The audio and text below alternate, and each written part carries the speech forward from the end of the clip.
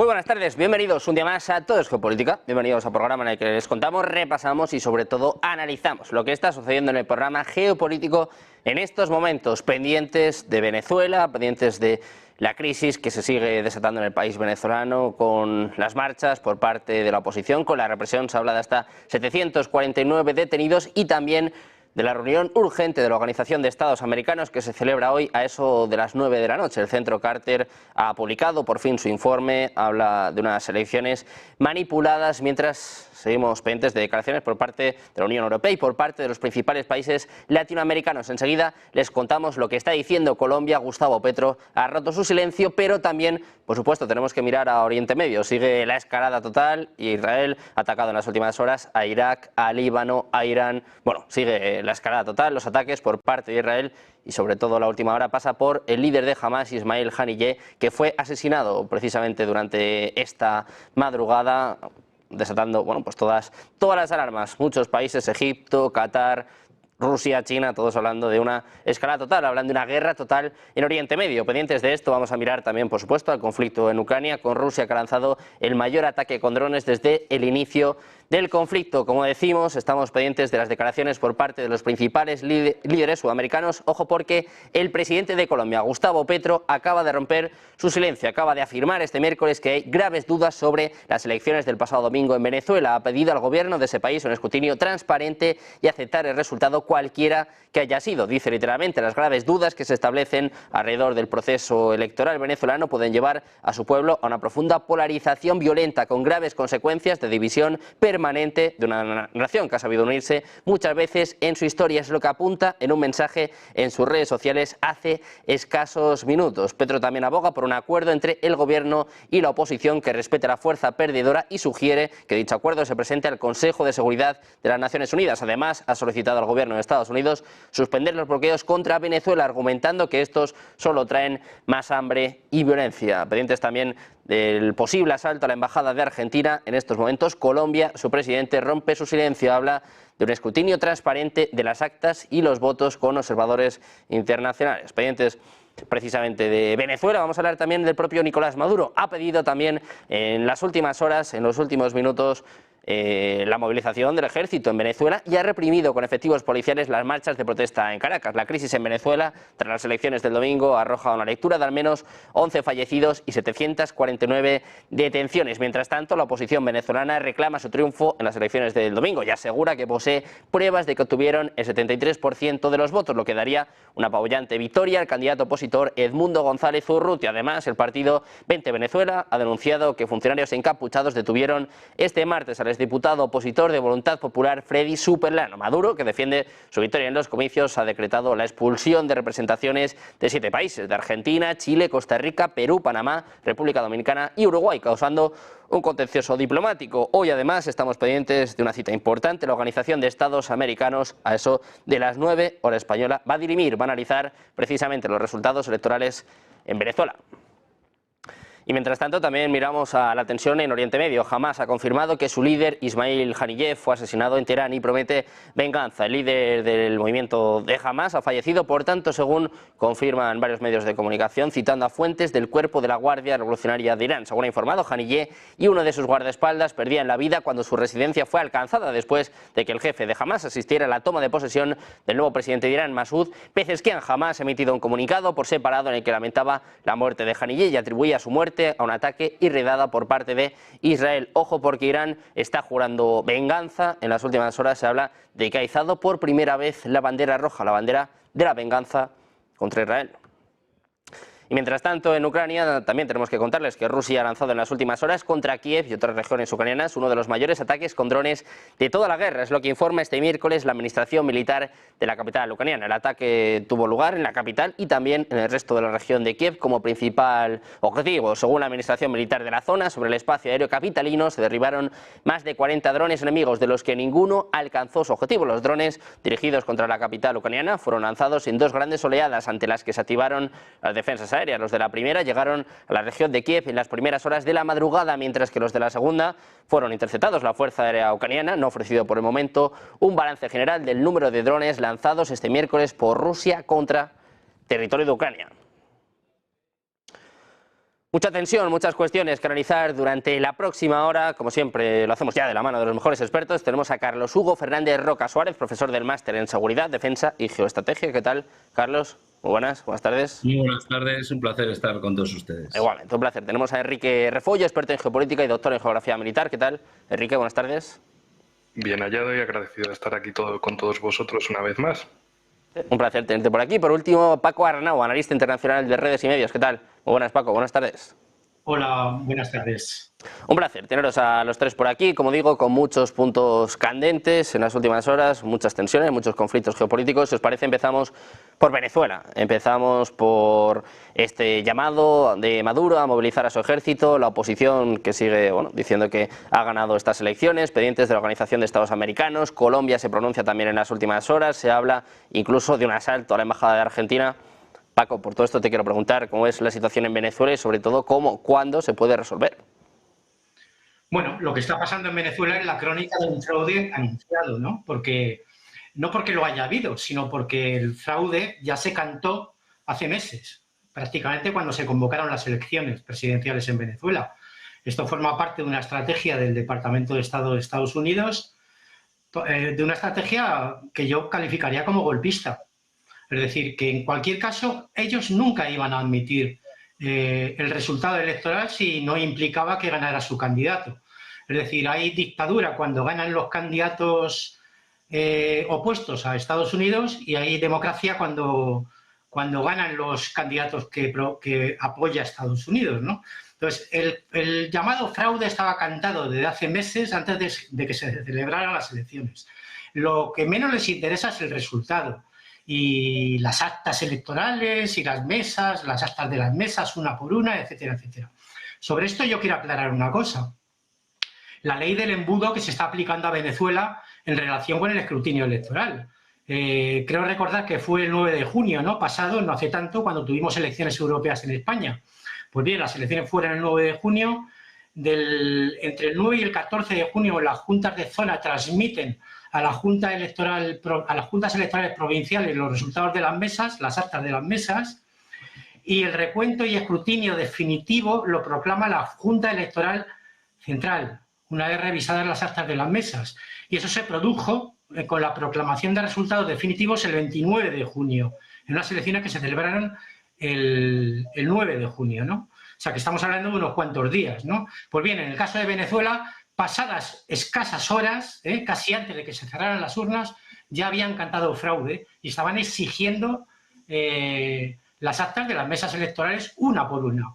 No solo la oposición venezolana, sino también los gobiernos occidentales, ¿no? Es decir, en justa correspondencia, Venezuela podría exigir en la próxima convocatoria electoral en España las actas de las mesas una por una a las 2 horas de haberse celebrado las elecciones y no 15 días después, como es lo habitual en el proceso electoral, ¿no?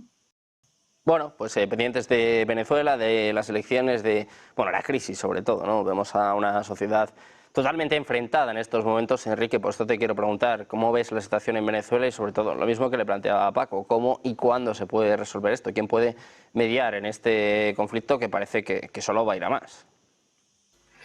Bueno, pues desde mi punto de vista, claro, viendo a Estados Unidos, que tampoco está demasiado alarmado con la cuestión, uno se tiende a pensar, a mal pensar y decir, bueno, seguro que el petróleo tiene que ver algo con esto. Evidentemente, sí. Las sanciones a Venezuela, la licencia general especialmente de Estados Unidos hacia Venezuela expiró hace unos meses, pero dijeron, bueno, licencia general no, pero sí licencias concretas a diversas compañías industriales como Chevron y otras estadounidenses. Entonces, para Estados Unidos lo importante es que el petróleo venezolano siga fluyendo principalmente hacia Estados Unidos, que se lo lleven ellos. El punto de inflexión que puede ser, mirando el calendario, dentro de 3 meses va a ser la cumbre de los BRICS en Rusia, en Kazán. Esto significa que Venezuela es uno de los candidatos posibles a ingresar en los BRICS en vigor 1 de enero de 2025. Entre medias está a principios de noviembre las elecciones en Estados Unidos. Entonces, ¿qué pasaría si de repente Venezuela entra en los BRICS y ya dejan de tener miedo a las sanciones occidentales, especialmente estadounidenses, y orientan toda su industria petrolífera a países del ámbito como Rusia, China, India, que es uno de los mayores compradores también de petróleo venezolano. Imaginémonos si entra a los BRICS. En los BRICS también está Arabia Saudí, Emiratos Árabes Unidos, Irán, países exportadores de petróleo, y también en esa cosa de ser mal pensado resulta que la OPEP, dirigida ahora por un kuwaití, también ha admitido los resultados de las elecciones. Es decir, ha reconocido a Maduro como presidente de Venezuela. Entonces, ¿qué pasaría aportando este dato geopolítico y geoeconómico a la cuestión? Ahora Estados Unidos está tranquilo. Primero, tiene división en Hispanoamérica, que para ellos es lo fundamental. Que, digamos, su patio trasero esté siempre como un corral con zorros. Que aquello esté lleno de sangre, que sea un baño de sangre, básicamente. ¿Por qué? Porque así seguirán siendo los grandes del asunto y los que podrán decir, veis, nosotros somos el orden y de Río Grande para abajo son todos una banda de salvajes. Por otro lado, cuanto más se maten entre ellos, menos competencia económica y geopolítica van a tener.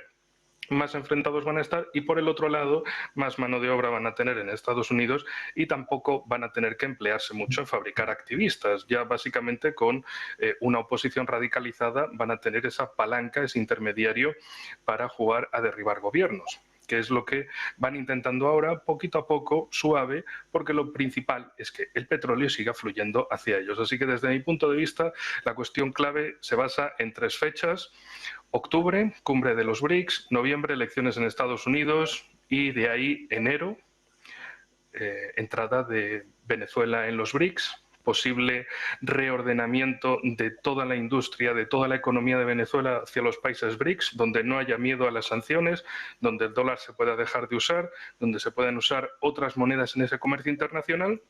Y entonces Estados Unidos se va a quedar sin una pieza más de ese patio trasero suyo que mangonear. Bueno, pues pendientes de Estados Unidos, también de su papel bueno, pues en esta división, en esta polarización, ¿no?, que estamos viendo sin duda en Venezuela. Carlos, por lo mismo te quiero preguntar, ¿cómo ves, cómo valoras la situación en Venezuela? Y también quiero meter otra cosa encima de la mesa. Se habla de la posible detención precisamente de la oposición, de María Corina Machado y de Edmundo González. Claro, quiero preguntar cómo afectaría esto pues a toda la tensión que ya se está viviendo en Venezuela.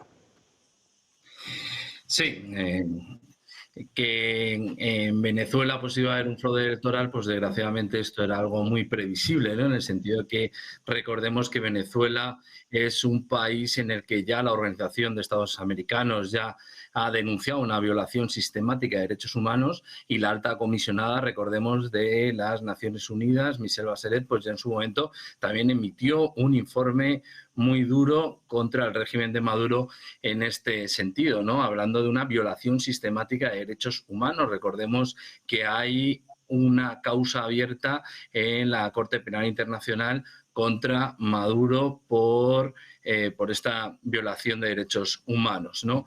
Lo que yo sí que resalto es la capacidad de organización que ha demostrado la oposición en estos comicios, en el sentido de que María Corina Machado ha sorteado esa inhabilitación presentando a Edmundo González como candidato, y había pedido a todos los testigos que se encontraban en los colegios electorales pues que se hiciesen copia de las actas originales.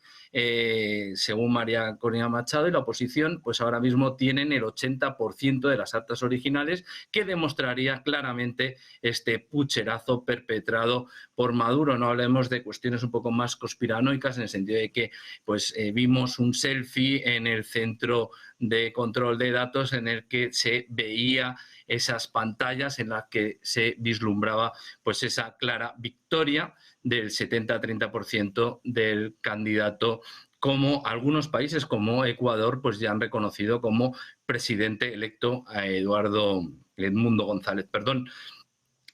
Maduro ya anunció que, independientemente del resultado, pues que en Venezuela pues iba a haber un baño de sangre, ¿no? Y está cumpliendo pues sus amenazas. Estamos viendo esta represión brutal, sino que se lo pregunten a mi excompañero Víctor González Coello, que fue diputado nacional y que fue detenido y deportado a España, y él relató con bastante, digamos, muy prolijo en detalles, pues cómo le habían vejado en esos calabozos del SEBIN en el aeropuerto al periodista Kake Minuesa. Por lo tanto, vemos que es un país en el que no se respetan los derechos fundamentales y las libertades públicas. Por lo tanto, me sorprende que aquellos que se erigen como demócratas pues no sean capaces de denunciar lo que realmente está sucediendo en este país.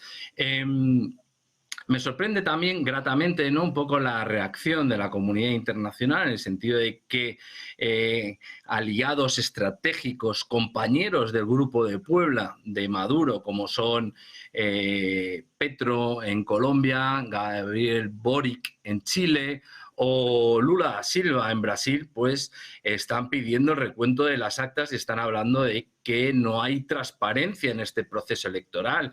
El centro Carter nada sospechoso para el régimen de Maduro, porque en otras ocasiones sí que ellos lo han puesto como de ejemplo, pues ha hablado de que no se han garantizado ni los mínimos estándares democráticos en estas elecciones. También no me deja de sorprender, por ejemplo, declaraciones de líderes políticos en España como Feijóo, que su delegación del Partido Popular, esos 10 diputados nacionales como observadores, que no pudieron acceder al país para ser observadores, y que hable de que las elecciones se desenvolvieron en un clima de paz, que en los vídeos que se están colgando en medios de Internet, en la red social X, pues vemos cómo demuestran justamente todo lo contrario, ¿no? A lo que voy, yo creo que la comunidad internacional en este caso pues tiene que ser firme y respaldar la voluntad popular del pueblo venezolano, que en este caso todo apunta a que en estos comicios ha decidido acabar con un régimen totalitario, en este caso de Maduro, y están exigiendo pues una transición política y que realmente pues se respete esa voluntad, porque yo entiendo que los demócratas tenemos la obligación que ponernos del lado de la voluntad del pueblo, que en este caso ha elegido, y a pesar de todas las trabas que hemos visto en este procedimiento electoral, pues finalmente con las actas originales, si realmente arrojan esos resultados, pues estamos hablando de unos datos de 70% de apoyo más o menos al candidato Edmundo González y de un 30% pues a Nicolás Maduro, y yo espero y deseo que finalmente el pueblo de Venezuela pues sea libre, ¿no?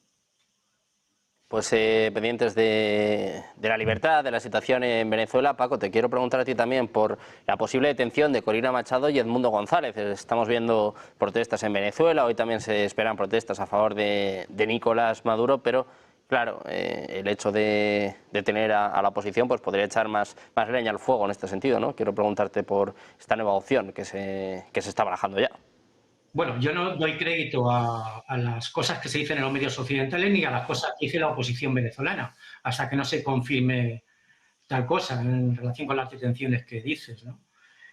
Por otra parte, resulta bastante llamativo que los mismos que proclamaron que el personaje ese llamado Guaidó era presidente de Venezuela porque se autoproclamó como tal, subido a una caja en una plaza, ahora duden de la limpieza del proceso electoral en Venezuela, ¿no? Resulta bastante curioso, ¿no? Eso no era sospechoso, es decir, que un tipo se autoproclame presidente sin ningún tipo de actas, ni de votación, ni de nada, ¿no? Bueno, pues esos mismos ahora son los que dudan del proceso electoral en Venezuela.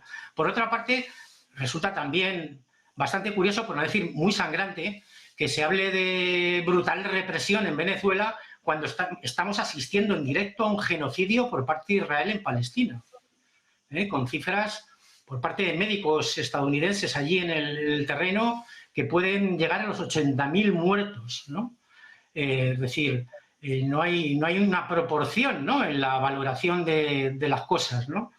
Y por otra parte, bueno, yo creo que es evidente que hay un proceso electoral de escrutinio que no dura horas, como es lógico, porque si no, no sería un proceso garantista.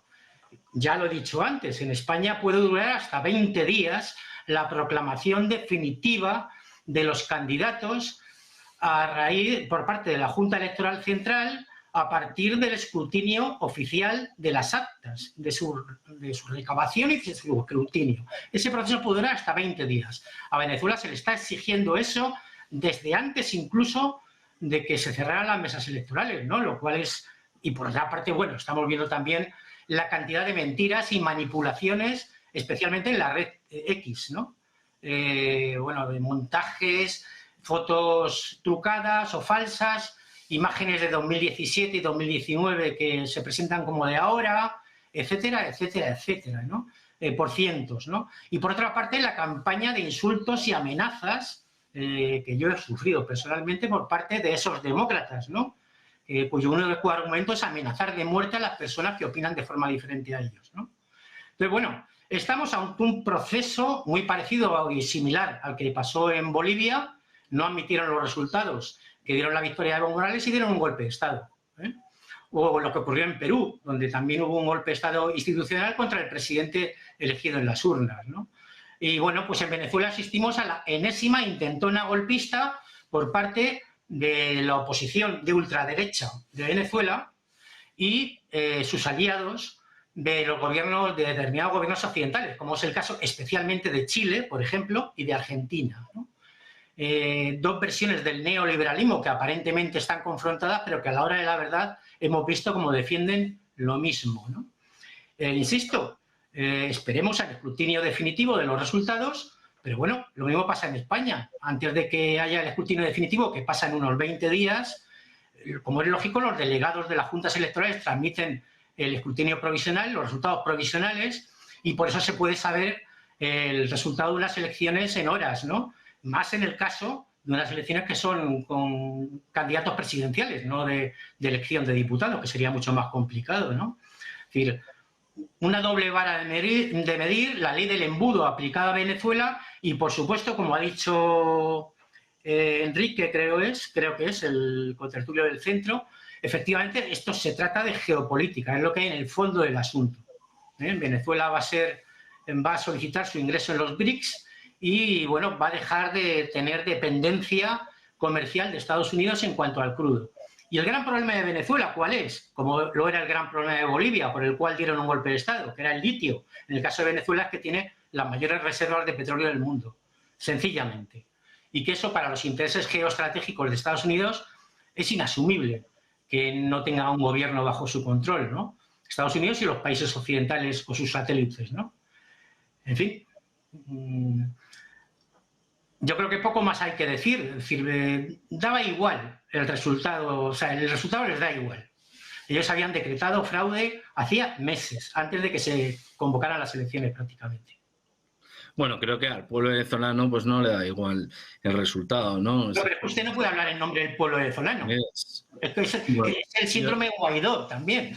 No, el síndrome Guaidó no. La diferencia que hay entre el proceso electoral en España, por ahora, es que al día siguiente de las elecciones, o los 2 días, no está intentando tomar por la fuerza a la embajada, por ejemplo, de Argentina, en Madrid, por ejemplo, porque ahora mismo estamos viendo imágenes como en Caracas pues está asediada esa embajada porque han dado refugio a esos líderes opositores o esos cortes de luz masivos que hay y que vienen en el Palacio de Miraflores, pues tienen electrógenos para generar la luz. Pero es que hasta el propio Grupo de Puebla, que creo que no es nada sospechoso en este escenario, ha pedido ese recuento y transparencia. El Grupo de Puebla, recordemos lo que representa. O sea, y es que Nicolás Maduro forma parte de ese Grupo de Puebla y sus propios socios de Hispanoamérica, pues no solo no lo han respaldado, sino que están pidiendo que haya transparencia porque entienden que hay que respetar la voluntad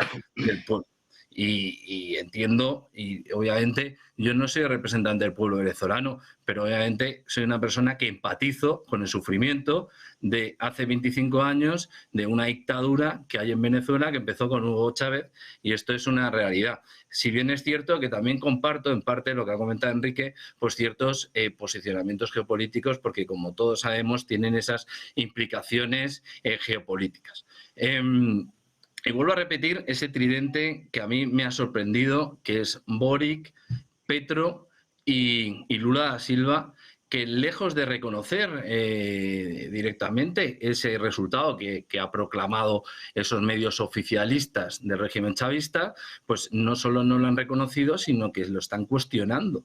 Lo están cuestionando. De hecho, Boric dijo que le parecía sorprendente el resultado, en el sentido de que pues entendía que no se podía corresponder en absoluto con la realidad de lo que estaba sucediendo, ¿no?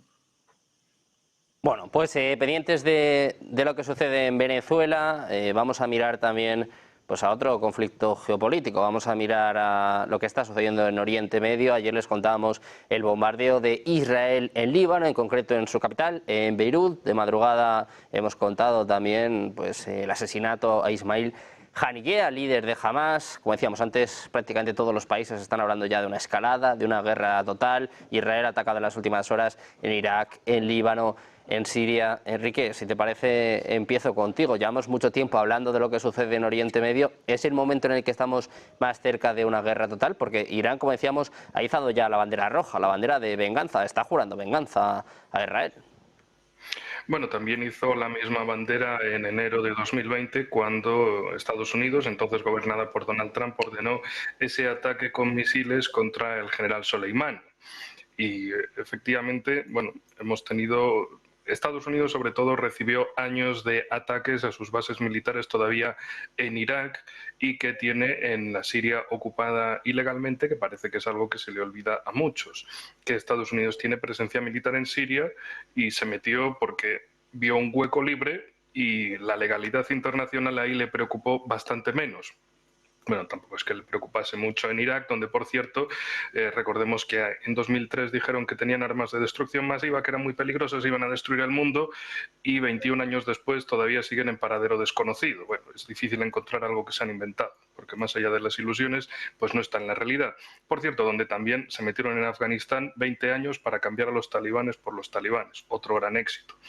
Y también, por cierto, viendo la prensa estadounidense y medios de un lado y de otro, también destacan, unos destacan y otros simplemente lo muestran, pero uno ya lo ve, esa visita de Benjamin Netanyahu a Estados Unidos, y se pasea literalmente como si fuera el presidente, y Biden, que ya sabíamos que no estaba en su mejor forma mental, pero lo mira casi como un perrito mirando al dueño y diciendo, ¿me vas a tirar al hueso o no? Porque yo he venido a eso.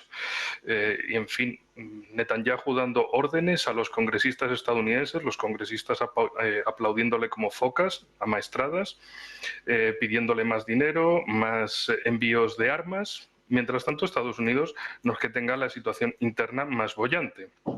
Tiene estados que son una puñetera ruina, que tienen tasas de criminalidad como zonas de guerra de otros países. La industria tampoco es que la tenga muy desarrollada comparativamente con precisamente China, el principal competidor. Y hablando de China, por cierto, hace unas semanas se reunían 14 facciones palestinas en China para llegar a alguna clase de alto el fuego, y efectivamente eso Israel también lo ha hecho saltar por los aires con ese asesinato al líder de Hamas en Teherán.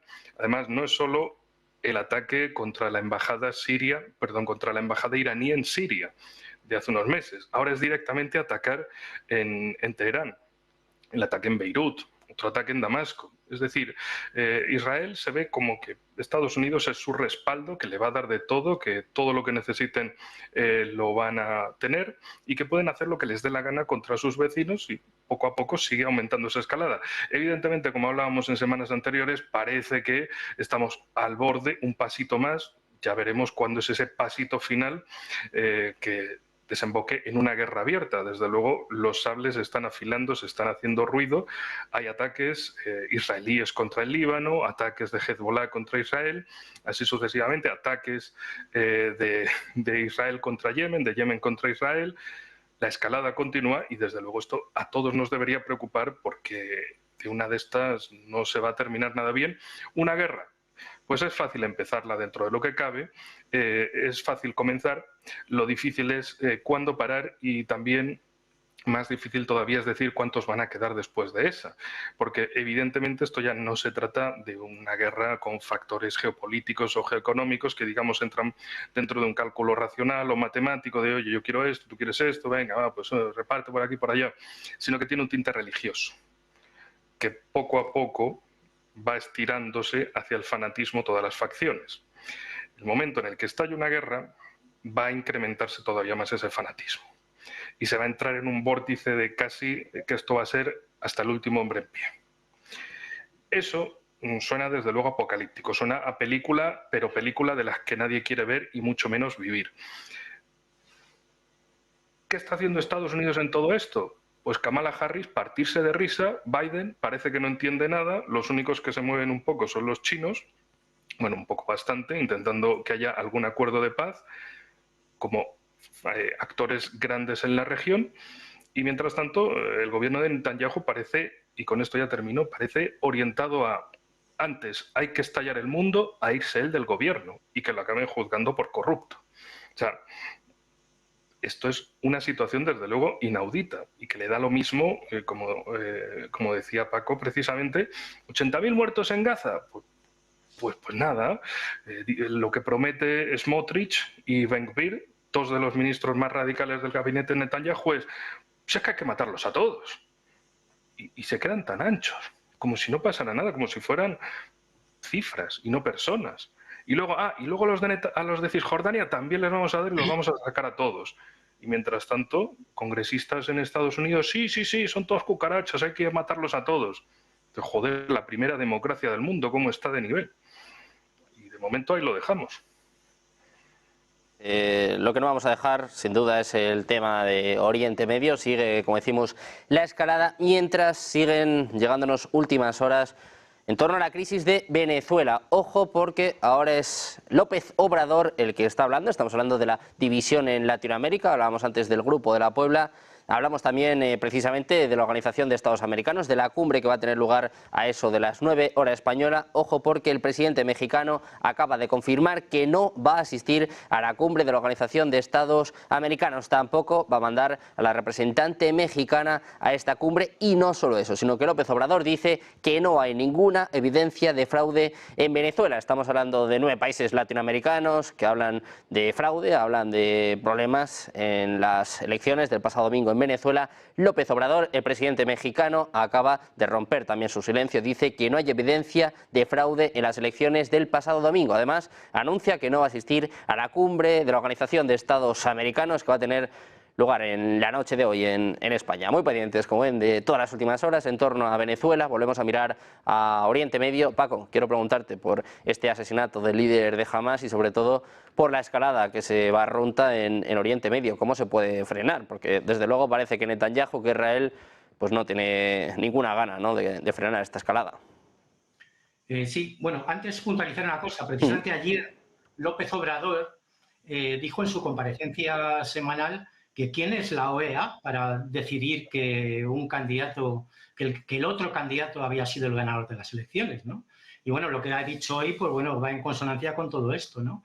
México es un país que ahora mismo ya está entre las 10 primeras potencias industriales del mundo y está en disposición de hablar libremente más que otros, ¿no? Y bueno, pues tiene razón. Es decir, ¿quién es la OEA para decidir quién es el candidato que ha ganado las elecciones, ¿no? Oriente Medio, bueno, ¿Israel qué es? Realmente, Israel es un portaaviones de Estados Unidos en Oriente Medio, en la zona, en la región, y este es el segundo frente de guerra que abrieron, ¿no? El primero fue Ucrania, el segundo Oriente Medio y el tercero todavía no lo han abierto en forma de conflagración bélica, es el de Taiwán, ¿no? Y el mar de China Meridional, pero están intentando a toda costa ucrainizar la situación en Taiwán, ¿no? En el caso de Oriente Medio, lo que estamos asistiendo es una fuga hacia adelante por parte del gobierno de extrema derecha israelí.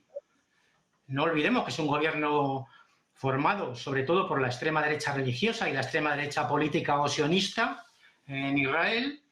Está planteándose una fuga hacia adelante porque la situación interna, cada día que pasa, puede ser más insostenible. Es decir, está muriendo gente en Gaza, están muriendo soldados israelíes también en el norte de Israel, en la escalada del conflicto que han iniciado también contra Líbano. Están bombardeando Siria, están bombardeando Irán, están bombardeando todo lo bombardeable, todo lo que tienen a su alcance, ¿no? Es decir, es una especie de fuga hacia adelante para generalizar un conflicto en todo Oriente Medio, deslocalizarlo de de Israel y su zona de influencia, Gaza y Cisjordania, para que al final, bueno, pues mantener de alguna forma el gobierno actual, ¿no? A toda costa, ¿no? Pero claro, eso es una situación insostenible y, bueno, y hay que destacar además aquí el papel positivo que está jugando China en el concierto internacional y el papel negativo que está jugando Estados Unidos, ¿no? Bueno, pues se está desplazando, de hecho, el eje euroatlántico a Eurasia, ¿no? Y estamos ante un mundo nuevo. Algunos se niegan todavía a reconocer que están ante unos nuevos tiempos y un mundo nuevo. Y parece que quieren morir matando. En el caso de Israel es tremendo, ¿no? Porque lo de Gaza es una especie de gueto de Varsovia en versión aumentada. Ayer organismos de Naciones Unidas declaraban, sanitarios de Naciones Unidas declaraban que había una epidemia de polio en Gaza, ¿no? Están provocando un genocidio en toda la regla en Palestina, ¿no? Y bueno, pues claro, al mismo tiempo los que apoyan a Israel y la política exterior de Estados Unidos nos hablan de democracia, cuando efectivamente son, digamos, la personificación del mal absoluto actualmente. Pues precisamente, pendientes de Oriente Medio, de estos ataques de las últimas horas por parte de Israel, Carlos, quiero preguntarte también pues, por la posible respuesta por parte de Irán. Estaban jurando venganza, decían que no podían dejar pasar este ataque que ha tenido lugar en su territorio. Hay que recordar que el propio Ismail Haniyeh estaba en Teherán. ¿Qué esperas de la situación en Oriente Medio? Y también si crees que va a haber una respuesta por parte de Irán, porque hemos hablado muchas veces sobre esto, pero de momento solo atacó una vez, eso sí, con 300 misiles, o sea que no fue ni mucho menos una tontería. Bueno, como cuestión previa, vamos, la posición de López Obrador pues es un poco la previsible, ¿no? Muy en la línea pues también de su socio, del expresidente del gobierno Zapatero, que suscribe esa posición y que también disiente, curiosamente, el propio Grupo de Puebla. Ya centrándome en Oriente Próximo, la realidad es que la presidencia de Joe Biden pues va a dejar un orden mundial pues mucho más inseguro del que en su momento pues heredó, y esto es una realidad, y a los escenarios bélicos pues me circunscribo, ¿no?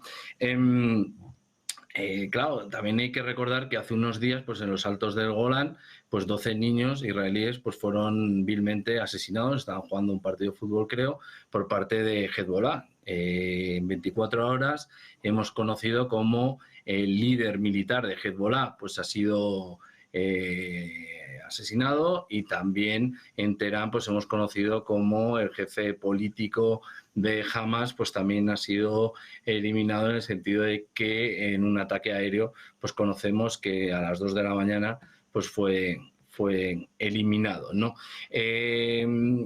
Contestando a tu pregunta, ¿no?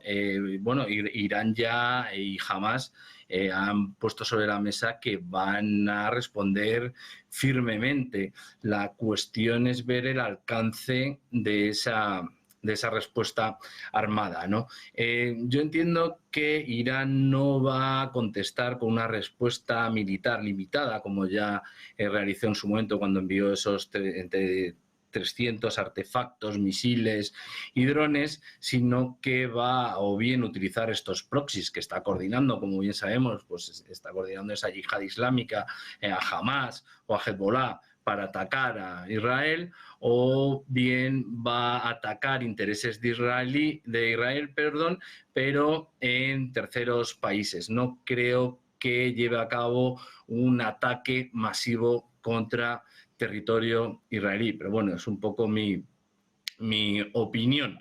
La realidad es que todo esto puede acabar, pues estas escaladas de tensión pues pueden acabar en una guerra total, si bien es cierto que en el caso de Teherán solo conocemos que ha sido asesinado a esta persona y no ha habido, gracias a Dios, otros daños colaterales, o eso he leído en fuentes abiertas, ¿no? Israel tiene obviamente dos frentes abiertos, lo que es en el sur del Líbano, el norte de Israel con Hezbollah. Recordemos que la milicia chií de Hezbollah no tiene nada que ver con la milicia del año 2006, que ya tiene unas capacidades militares importantísimos, en el sentido de que podemos hablar de hasta 40.000 efectivos, 40.000 milicianos. En consecuencia, una acción armada de Israel a Hezbollah pues puede escalar la tensión y llegar a una guerra regional. Y luego pues Hamás, ¿no? Hamás estamos viendo como sí que están utilizando escudos humanos a parte de la población de la franja de Gaza. Y también aquí lo que yo no escucho en ocasiones es un poco el papel que está jugando también Egipto, ¿no? En el sentido que Egipto también tiene frontera y podría perfectamente pues abrir esa frontera para que esos palestinos que se encuentran atrapados en esa franja de Gaza pues pudieran pasar lo que es al desierto del Sinaí. Pero claro, es que Egipto, el general que está al frente de Egipto, que es al-Sisi, pues ya en su momento pues tuvo ese enfrentamiento con hermanos musulmanes, y lo que no quiere es esa infiltración entre palestinos de terroristas de Hamás, ¿no? Pero bueno, en conclusión, y volviendo a la pregunta que me has formulado, Sergio, yo entiendo que va a haber una respuesta contundente. Yo entiendo que no va a ser similar a la respuesta militar limitada que se dio en su momento y se atacó territorio israelí, sino que se van a atacar objetivos israelíes en otros países y se va a recrudecer, si cabe, esos ataques israelíes pues, desde los proxies que, como sabemos, coordina Irán. Bueno, pues pendientes de Oriente Medio, vamos a mirar a otro conflicto también abierto en estos momentos. Se hablaba en las últimas horas de un ataque masivo de Rusia en Kiev, más de 40 drones, tanto en la capital como en la región. Bueno, estamos pendientes también del papel de Estados Unidos en este conflicto, de una advertencia por parte del ministro de Defensa al jefe del Pentágono. Te quiero preguntar, Enrique, cómo ves la situación también en Ucrania después de este nuevo ataque masivo por parte de Rusia, y sobre todo también avances que se siguen contando en las últimas horas, sobre todo en la zona de Donetsk. Bueno, por un lado hay que tener en cuenta que el gobierno de Kiev es muy dado a esas operaciones de relaciones públicas. Cuando le conviene, dice que han muerto 700.000 rusos en combate, que están perdidos, que van a vencer, que les den un poquito más de armas y dinero, que ya llegan a Moscú. Y en otras ocasiones, pues es todo lo contrario, que están aplastados por los rusos, que necesitan ayuda muy, muy urgente, que necesitan ya los F-16 ya mismo y demás, y que Occidente se mueva para darles toda la lista de deseos a Santa Claus que hace Zelensky todos los días. En fin, más allá de eso, la realidad sobre el frente es muy puñetera para Zelensky, porque evidentemente los rusos siguen avanzando, despacito pero avanzando, a diferencia de un año atrás con la famosa contraofensiva de primavera-verano de Ucrania, que apenas pasó de la zona gris de esas líneas Surovikin de Rusia en Zaporozhye. Bueno, más allá de eso, el frente no es solo Ucrania. Es que precisamente, y hoy estaba leyendo y traduciendo un artículo de un periodista, de un corresponsal de guerra ruso, sobre África, sobre el Sahel, y es que precisamente Rusia se ha dedicado con los Wagner, que ahora llaman Afrika Korps o Afrikansky Korps en ruso, pero a veces le ponen el nombre de Afrika Korps ya en plan para reírse de todo Occidente. La cuestión es que se dedican a entrenar tropas del ejército burkinés, nigerino, de Níger, y maliense.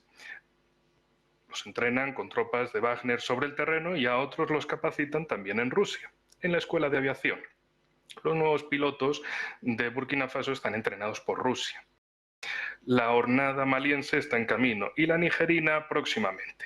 Querían un segundo frente, tienen un segundo frente, pero es justo lo contrario de lo que esperaba Occidente. Ellos esperaban meter a Georgia o a Moldavia en este lío, o irse más lejos hasta Asia-Pacífico. Todavía les ha salido mal la cosa. Lo que tienen ahora es el lío montado en Mali, precisamente sostenido por dos vulnerabilidades que habían generado desde Occidente. Una de ellas era la explotación económica y unas élites vendidas a esa explotación económica postcolonial, y por el otro lado el tema de la seguridad, de la lucha contra el terrorismo.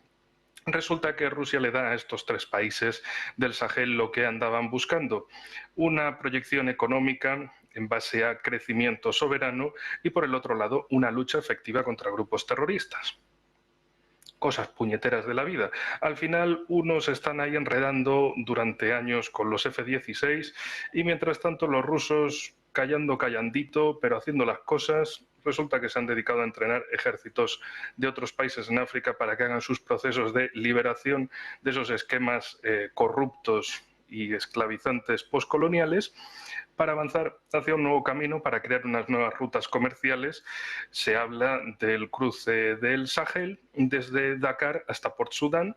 Se acabó eso del rally París-Dakar o Granada-Dakar. Ahora parece que los rusos se han montado el Dakar-Port Sudán y que próximamente se lo van a estrenar en la cara de muchos países occidentales, especialmente de nuestro vecino, por llamarlo de alguna manera, Francia, y por el otro lado de Estados Unidos, que parece que no saben qué hacer en la cuestión, más allá de, bueno, apoyar que más grupitos terroristas, como hicieron en otros casos, como en Libia, que la dejaron, bueno, en guerra civil, en destrucción absoluta desde 2011. Bueno, esto lo digo como adicional aparte de la cuestión de Ucrania, donde, por cierto, hay que... porque algunos en Occidente se burlan de Rusia se ha unido con Corea del Norte, con Kung Fu Panda y compañía. Pues resulta que el país de Kung Fu Panda produce más armamento de artillería, más munición de artillería que toda Europa junta.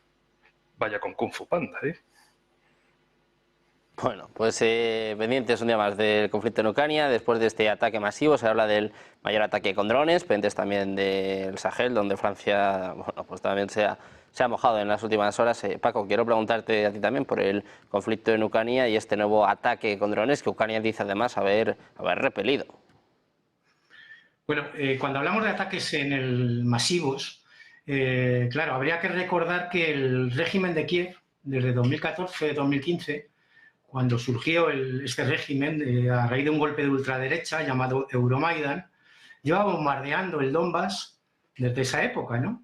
Y todas las semanas estamos viendo como drones ucranianos bombardean Donetsk y zonas adyacentes, ¿no? Además con objetivos claramente civiles, tranvías, zonas residenciales, hospitales, etcétera, ¿no?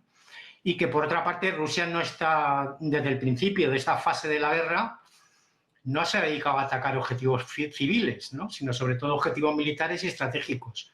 Si así fuera, tras más de 2 años de guerra, de esta fase de la guerra, Kiev estaría como Gaza, ¿no? O mucho peor, ¿no? Mientras que estamos viendo como todos los fines de semana las discotecas están llenas, ¿no? Nada que ver con lo que pasa en Gaza, por otra parte. No es una guerra de exterminio, es una confrontación entre la OTAN y Rusia, en la cual han interpuesto a Ucrania con un régimen proclive desde 2014, desde ese golpe de ultraderecha, y lo que está pasando es simple y llanamente que la OTAN está perdiendo la guerra en Ucrania y no puede con Rusia. Y no puede con China en el aspecto económico, Estados Unidos, y se les va de las manos también África, como antes ha explicado Enrique. De hecho, en Níger, hace unas semanas, se decretó la expulsión de las tropas de Estados Unidos de una base en Níger, ¿no? Y allí tuvieron que firmar el papelito. Y efectivamente, pues el mundo está cambiando, ¿no? Y bueno, pues lo que está pasando en Ucrania es que a pesar de toda esa riada de armamento y de miles de millones de euros y de dólares que no se sabe muy bien dónde han acabado en muchos casos, quizá en la Costa del Sol o en la Costa Azul hay algunas pistas sobre ello, en las villas, los coches de lujo, etcétera, etcétera. Pues bueno, estamos viendo cómo al final están perdiendo la guerra con Rusia, una guerra interpuesta con Ucrania, pero que en realidad es una guerra de la OTAN contra Rusia y la están perdiendo. No va a tener otra salida este conflicto en Ucrania que la negociación, que hasta Zelensky hace un par de semanas o la semana pasada hablara de vía diplomática y de que Rusia tiene que participar en conversaciones, da una idea de cómo les va en la guerra, ¿no? Porque claro, este personaje hasta hace poco estaba diciendo poco menos que iban a entrar en Moscú, ¿no? Como bien ha dicho Enrique, ¿no? Y que iban a llevar la guerra hasta sus últimas consecuencias, ¿no? Claro, sus últimas consecuencias, ¿cuáles son? Pues lo que pretende la OTAN, ¿no? Perpetuar esta guerra hasta el último ucraniano. Pero claro, eso no hay régimen que lo resista. Mirando precisamente al conflicto en Ucrania, estas negociaciones, que incluso apuntaba el propio Zelensky, Rusia parece que no se fía mucho. Y Peskov volvió a hablar sobre esta situación. Carlos, lo mismo te quiero preguntar. Hablábamos al principio de Venezuela, cómo y cuándo se podría resolver este conflicto. Si miramos a Ucrania, ¿cómo ves la situación y sobre todo el hecho de que se esté hablando de negociaciones? También, por cierto, coincidiendo con la llegada o la posible llegada de Donald Trump a la Casa Blanca.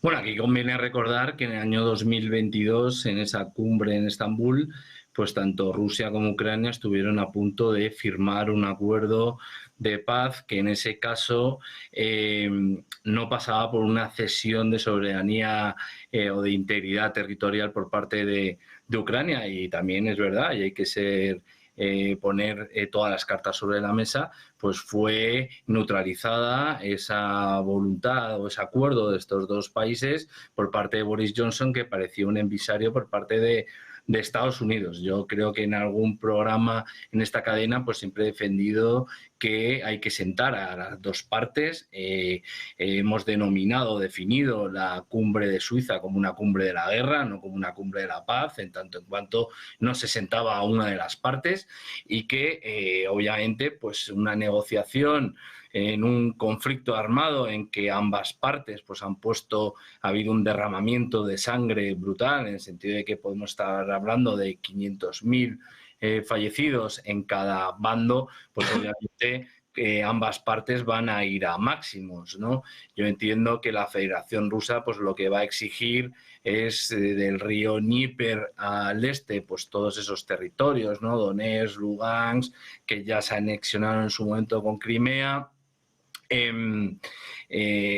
lo que va a exigir Rusia, y por otra parte, pues si Ucrania pues va a intentar también poner sobre la mesa pues esas fronteras de 1991. Obviamente ambas partes tienen que ceder, pero lo que es una realidad es que la guerra pues la va ganando en este momento Rusia, ¿no?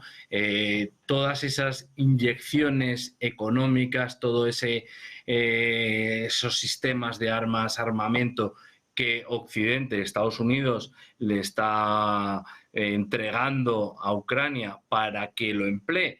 Y ya dijimos que una de las líneas rojas que se habían traspasado era ya no solo utilizar este armamento para defenderse, sino para atacar incluso objetivos ya en territorio de la Federación Rusa, ¿no?